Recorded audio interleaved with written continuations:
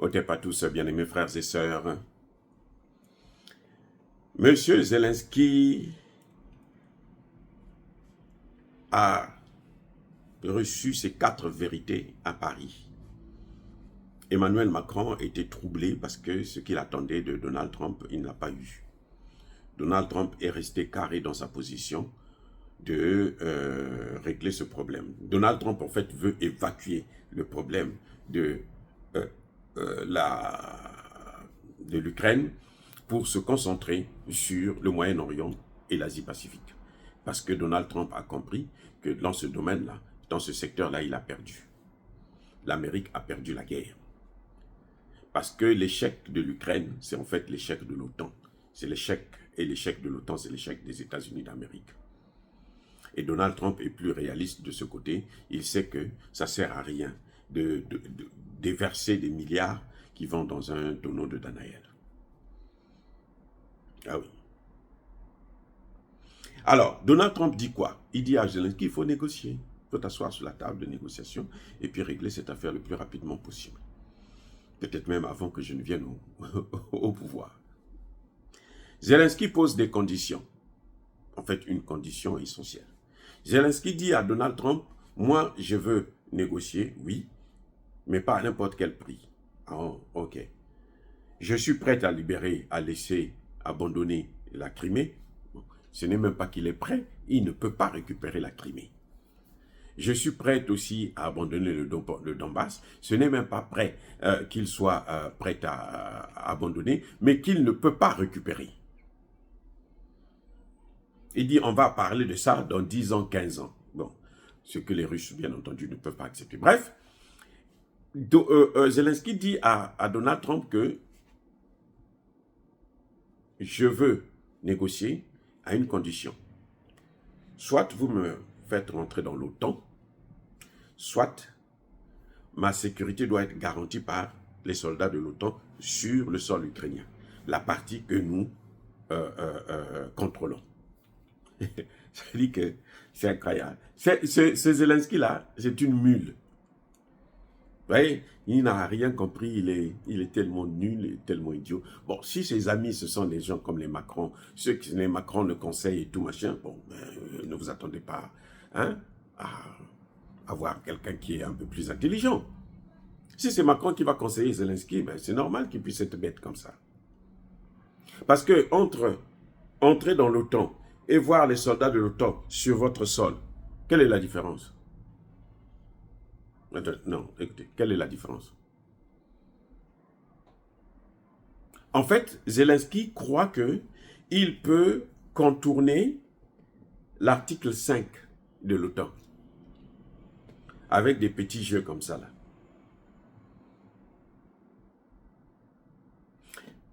L'OTAN a un principe, c'est qu'on ne fait pas rentrer dans l'OTAN un pays qui est en guerre. Parce que si un pays qui est en guerre rentre dans l'OTAN, automatiquement, l'OTAN rentre en guerre. Puisque l'article 5 doit s'appliquer. Si l'OTAN amène ses troupes sur le sol ukrainien et que un de ces troupes-là sont attaquées, sont ciblées, parce que pour la Russie, ce sont des cibles légitimes, qu'est-ce qui va se passer? Ça veut dire que l'OTAN rentre en guerre. Puisque l'OTAN doit riposter. Donc l'OTAN est maintenant co-belligérante. Elle l'est déjà, mais elle ne veut pas l'avouer officiellement, mais elle l'est déjà. Mais Zelensky veut que ce soit officiel. Que l'OTAN puisse acheter non seulement l'Ukraine, mais achète la guerre ukrainienne. Vous avez vu une guerre qui se vend? Zelensky veut vendre la guerre, sa guerre à l'OTAN. Et en contrepartie, lui va donner son expertise. C'est-à-dire que ces soldats qui ont déjà fait la guerre, là, ils pourront aller faire des guerres pour les pays européens partout dans le monde. Comme ils l'ont fait en Syrie. Vous savez qu'en Syrie, les Ukrainiens ont été impliqués. Comme ils l'ont fait au Mali, les Ukrainiens en sont impliqués. Ils aident les terreaux pour pouvoir massacrer. Voilà. Donc voilà là où nous en sommes maintenant avec Zelensky. Il est arrivé jusqu'à vouloir impliquer l'OTAN dans une guerre que les Américains ne veulent pas.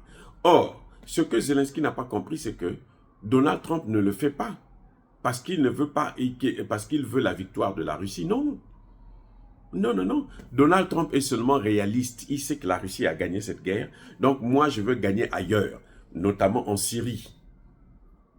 Voilà. Ils sont en train de dire que la Syrie est affaiblie. Et plutôt la Russie a perdu en Syrie. Ils ont perdu la guerre. C'est ce qu'ils disent. Alors qu'en Syrie, vous avez les Turcs, vous avez les Américains, les Européens. Ceux qui volent le pétrole syrien, là, ce n'est pas les Russes, hein, ce sont les Américains. Ceux qui prennent le pétrole, ce sont les Américains. Maintenant, ils vont faire ça avec Israël, ils vont faire ça avec les Européens, et puis la Turquie. C'est tout. Il y a pas, ce n'est pas question, ce n'est pas un rêve, c'est une réalité. Donc Donald Trump se dit, j'ai perdu là, mais là-bas, il ne faut pas que je puisse perdre. Et Donald Trump va se préparer pour la guerre contre la Chine. Et la Chine aussi se prépare pour la guerre contre les États-Unis. C'est pour ça que la Chine a consolidé ses relations avec la Russie. Parce que la Chine sait que quand elle va être attaquée, si elle n'a pas la Russie avec elle, elle aura des difficultés. Pareil pour l'Iran, ils ont compris que non, la guerre, nous allons faire la guerre, mais nous aurons besoin d'un allié fort, mais c'est la Russie. Et la Russie a fait un repli tactique. Ce n'est pas pour rien que la Russie a reçu Bachar al-Assad.